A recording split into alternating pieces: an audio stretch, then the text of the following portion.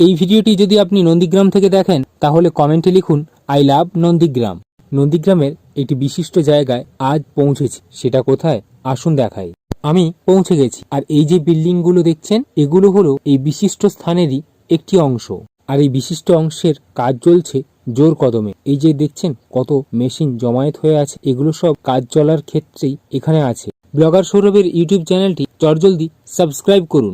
এই যে এখান থেকেই শুরু, এখনো কাজ শেষ হতে বেশ খানিকটা সময় লাগবে, তবে মধ্যিখানে বন্ধ থাকার কারণেই এই রকম অবস্থা।